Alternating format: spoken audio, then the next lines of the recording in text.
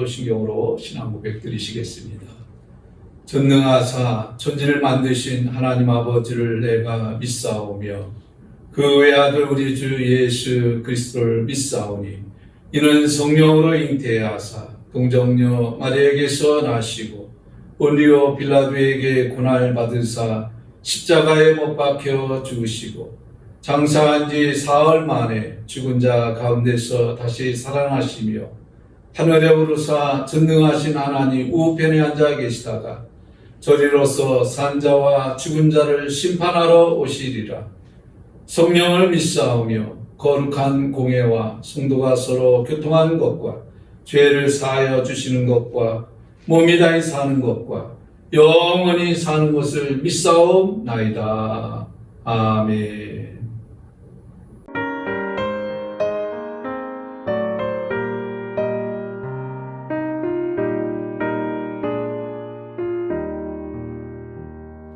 선한 목자 되신 우리 주 항상 인도하시고 푸른 풀밭 좋은 곳에서 우리 먹여주소서. 선한 목자 곳에 주여 항상 인도하소서. 선한 목자 곳에 주여 항상 인도하소서. 양의 문이 되신 예수여 우리 영접하시고 길을 잃은 양의 무리를 항상 인도하소서. 선한 목자 곳에 주여 기도 들어주소서. 선한 목자 곳에 주여 기도 들어주소서. 흠이 많고 약한 우리를 용납하여 주시고 주의 넓고 크신 은혜로 자유 얻게 하셨네. 선한 목자 곳에 주여 지금 나아갑니다. 선한 목자 곳에 주여 지금 나아갑니다. 일찍 주의 뜻을 따라서 살아가게 하시고 주의 크신 사랑 베푸사 따라가게 하소서. 선한 목자 곳에 주여 항상 인도하소서. 선한 목자 곳에 주여 항상 인도하소서. 아멘.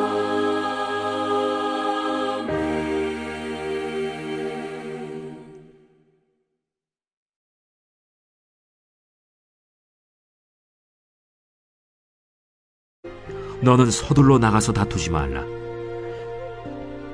마침내 내가 이웃에게서 욕을 보게 될 때에 내가 어찌할 줄을 알지 못할까 두려우니라. 너는 이웃과 다투거든 변론만 하고 남의 은밀한 일은 누설하지 말라. 듣는 자가 너를 꾸짖을 터이요 또 내게 대한 악평이 내게서 떠나지 아니할까 두려우니라. 경우에 합당한 말은 아로새긴 은쟁반의 금사건이라. 슬기로운 자의 책망은 청종하는 귀의 금고리와 정금장식이니라. 충성된 사자는 그를 보낸 이에게 마치 추수하는 날의 얼음 냉수 같아서 능히 그 주인의 마음을 시원하게 하느니라.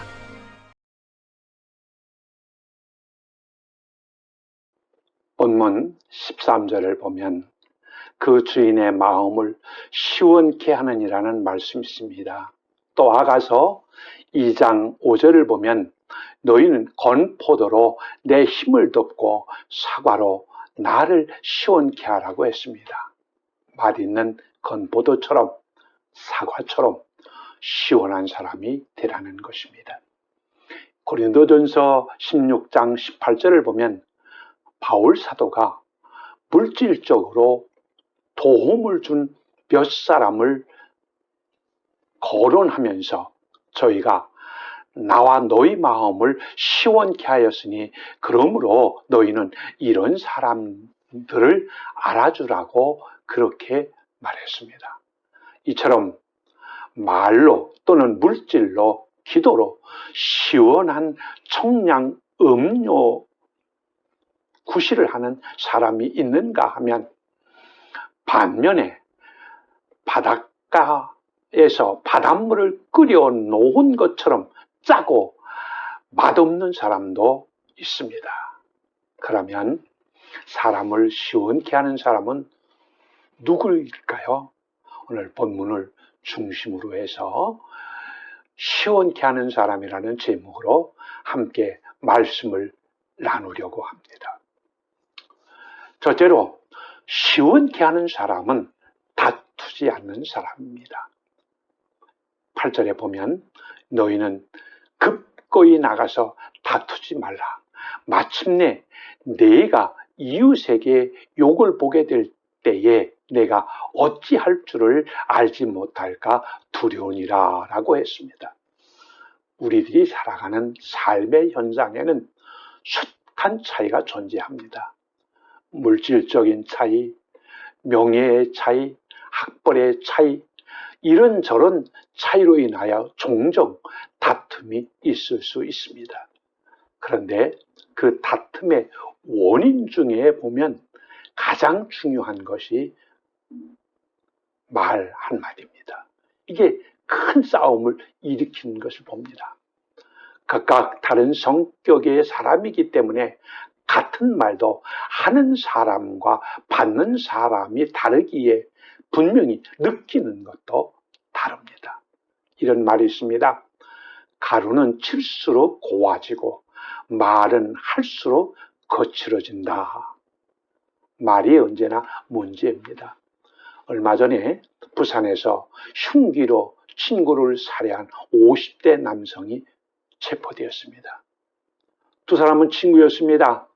함께 술집에 가서 술을 먹다가 말 다툼이 있게 됐는데 이 중에 한 사람이 참지 못하고 그만 흉기로 친구를 찔러 살해한 사건이었습니다.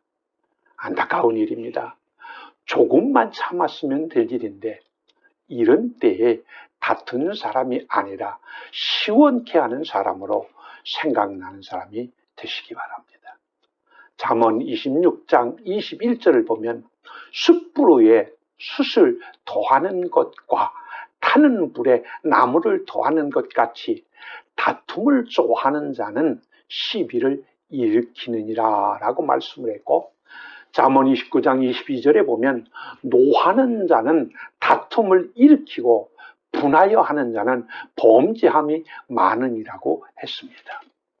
요즘 정신질환자 숫자가 날로 늘어간다고 합니다. 그 정신질환자 가운데 기분장애 질환자가 제일 많다고 합니다. 기분에 따라 행동하는 것이 기분장애자입니다. 인생은 삶이지 기분이 아닙니다. 신앙은 생명이지 기분이 아닙니다. 신앙생활이나 교회 생활은 기분 따라 영향받으면 안 됩니다. 기분 때문에 싸우고 다투면 안 됩니다. 이해하고 협력하고 사랑하며 살아야 합니다. 여기에 시원함이 있습니다. 두 번째는 합당한 말을 하며 사는 사람이 시원케 하는 사람입니다. 9절에 보면 남의 은밀한 일을 누설하지 말라 했고 11절에 보면 경우에 합당한 말은 아로 새긴 음쟁반의 금사관이라고 했습니다.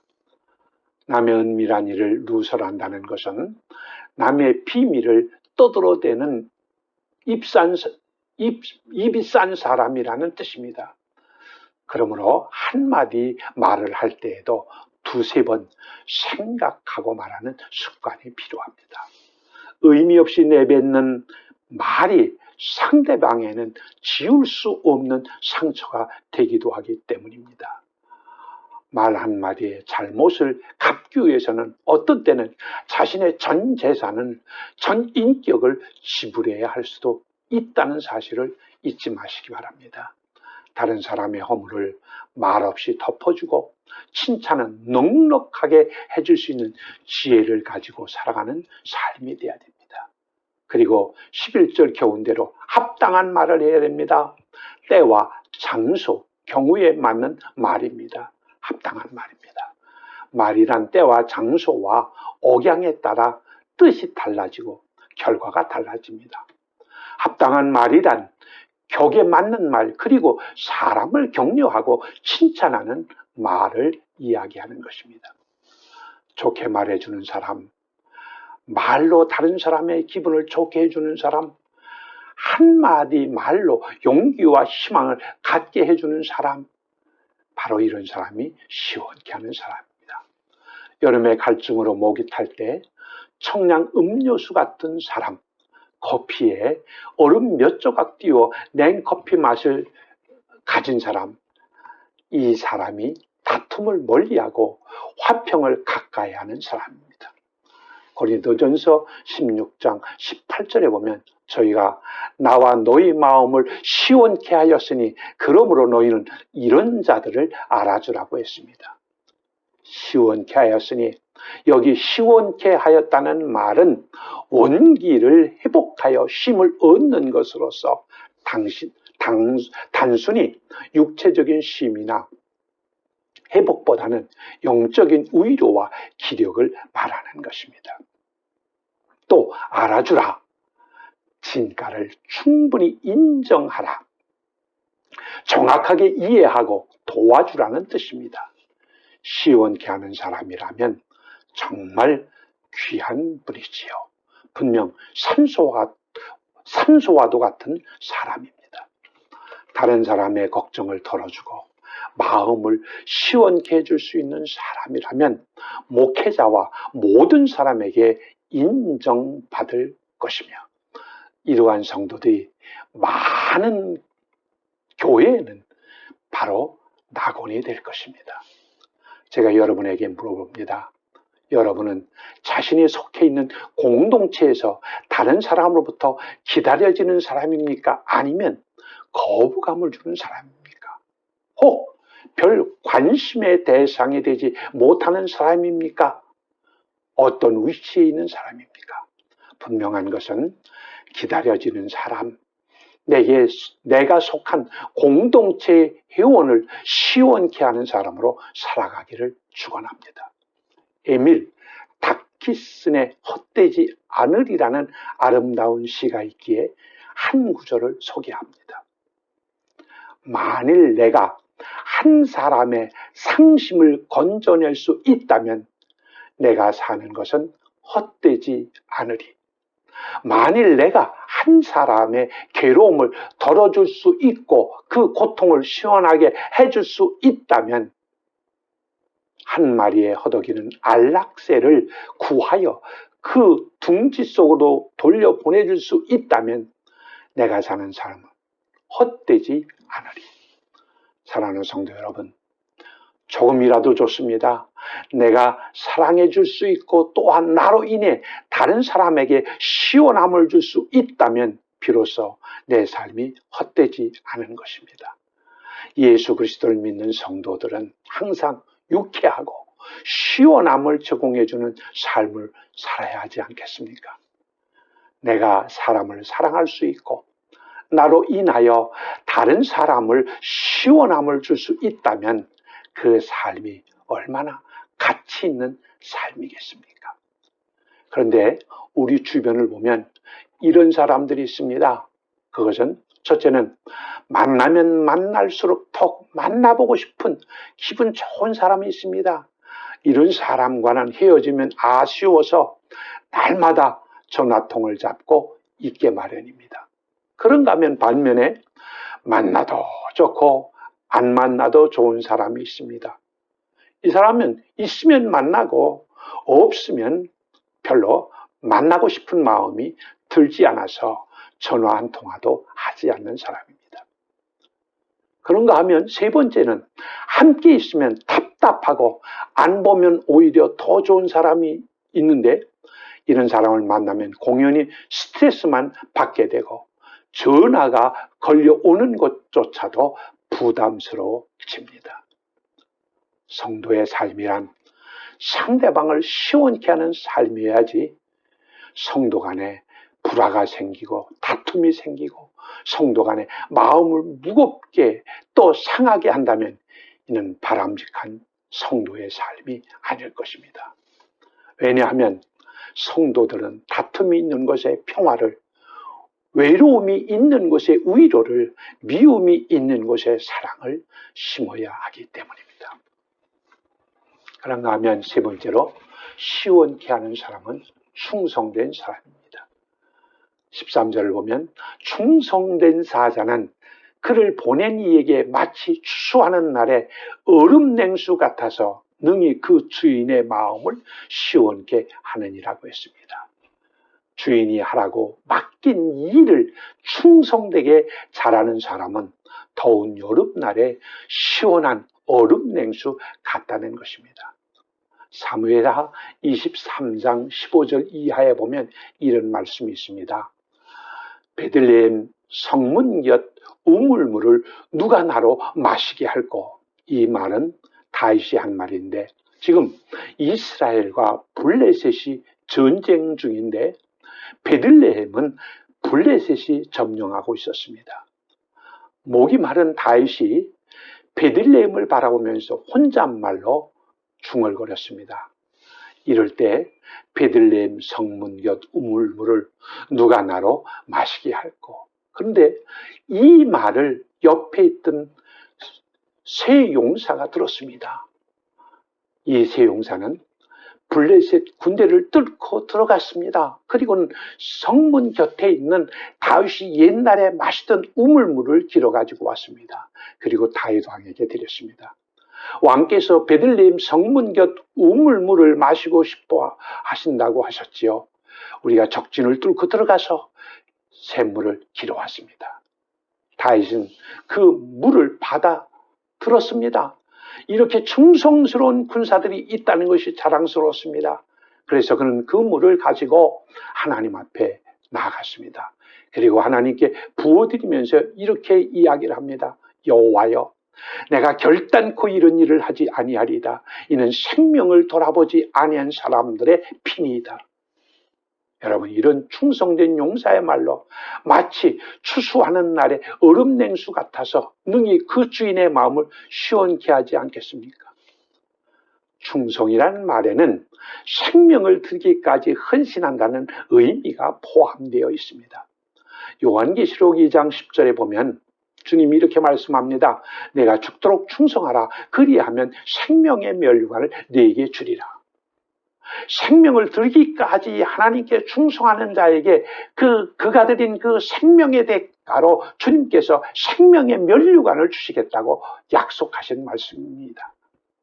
그렇습니다. 충성된 사람은 그 주인을 위해서 생명을 기꺼이 드리는 사람입니다. 그리고 비단 교회에서 맡겨진 일만을 의미하지 않습니다. 하나님께서 우리에게 주신 사명의 자리가 있습니다. 교회에서 맡겨준 사명도 있고 가정을 위해서 맡겨준 사명도 있습니다. 직장이나 사업장에서도 맡겨준 사명도 있습니다. 어느 자리이든 간에 우리는 우리의 삶의 자리에서 충성해야 됩니다. 충성이라는 말의 신약성경 언어는 피스티스입니다. 이 말은 신실함을 뜻하는 말입니다.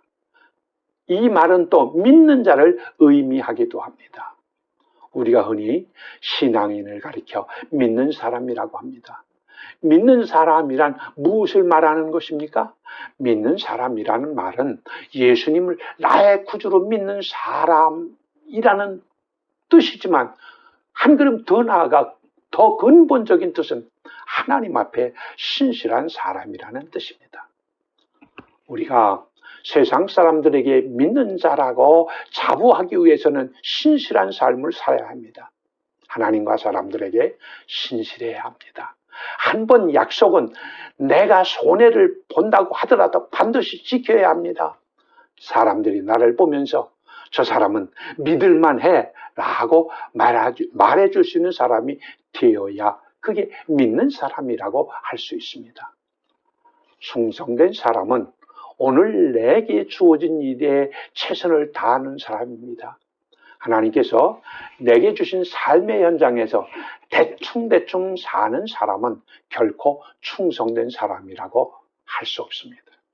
예수님께서 말씀하십니다. 내가 적은 일에 충성하였음에 내가 많은 것을 내게 맡기리니 내 주인의 즐거움에 참여할지어다. 작은 일에 충성하지 않는 사람은 큰 일에도 충성할 수 없습니다. 작은 일에 신실하지 않는 사람은 큰 일에도 신실하지 못합니다. 예수님께서 마태복음 25장에 양과 염소의 비유에서 우리에게 가르쳐 주신 것이 있습니다. 그것이 마지막 때에 주님께서 모든 사람을 불러서 양과 염소로 나누십니다. 양과 염소를 구분하신 후에 오른쪽에 있는 양들에게 이렇게 말씀하십니다. 너희는 내 아버지께 복을 받을 자들이다 하시면서 내가 줄일 때 너희가 먹을 것을 주었고 목마를 때 마시게 하였고 나그네 되었을 때 영접하였고 헐벗었을 때 옷을 입혔고 병들었을 때 돌보았고 옥에 갇혀 있을 때 와서 보았느니라. 오른편에 있는 사람들이 예수님이 하시는 말씀을 한 적이 없습니다. 그래서 주님께 묻습니다. 주님, 우리가 언제 그런 일을 했습니까? 라고 했더니 주님이 이렇게 말씀하십니다. 아주 중요한 말씀인데요. 너희가 여기 내 형제 중 지극히 작은 자 하나에게 한 것이 곧 내게 한 것이니라. 주님은 오늘도 말씀하십니다.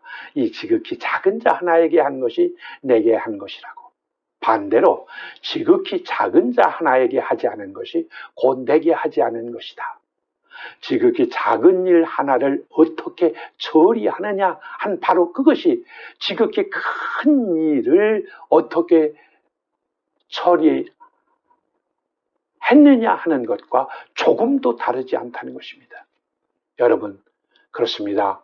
오늘 내게 주어진 작은 삶의 자리에서 지극히 작은 일 하나에 충성한다면 하나님께서는 그 작은 일에 충성한 그것을 큰 충성으로 보십니다. 말씀을 정리합니다. 이 무더운 여름에 다른 사람의 마음을 짜증내게 하는 사람이 있는가 하면 다른 사람의 마음을 시원케 해주는 사람이 있습니다. 사람을 만나면 마음이 답답해지게 만드는 사람이 있는가 하면 그 사람을 만나면 반갑고 행복해지는 사람도 있습니다. 그 사람을 만나면 괜히 걱정거리가 떠오르는 사람이 있는가 하면 그 사람을 만나면 즐거움이 커지는 사람도 있습니다. 그 사람을 만나면 괜히 기분이 나빠지는 사람이 있는가 하면 그 사람을 만나면 저절로 힘이 솟고 용기가 나는 사람이 있습니다. 여러분은 어느 편 사람입니까? 오늘 여러분은 하나님께 어떤 사람입니까? 주변 사람에게 어떤 사람입니까? 마음을 시원케 해드리는 사람입니까? 아니면 열을 받게 하는 사람입니까? 오늘 사는 우리는 부부간에도 시원케 해주는 부부가 되어야 하고 이웃간에도 시원케 해주어야 하며 친구간에도 시원케 해주는 친구가 되어야 합니다. 만나면 답답함을 느끼는 사람들이 있는데 이는 대인관계에 있어서 좋은 점수를 얻기는 어렵습니다. 더불어 살아가는 사이에서 시원함을 줄 수 있는 사람들이 되어야 합니다. 오늘의 교회가 충성된 일꾼을 찾기에 목말라 하고 있습니다. 그렇다면 나는 섬김의 자리, 충성의 자리에 참여하고 있습니까? 시원한 얼음 냉수 같은 사람입니까? 우리가 하나님으로부터 받은 각양의 직분을 받았습니다. 그 목적이 무엇입니까? 그것은 섬기는 일이며 봉사하는 일입니다. 충성은 주인의 마음을, 하나님의 마음을 시원케 하는 것입니다. 성도 여러분은 사람을 대할 때 시원함을 주고 신앙의 매력이 넘치는 진정 산소 같고 비타민 같은 사람, 마냥 즐거움을 선사하는 사람, 그런 사람이 여러분 한 분 한 분이 되기를 주님의 이름으로 축원합니다. 아멘.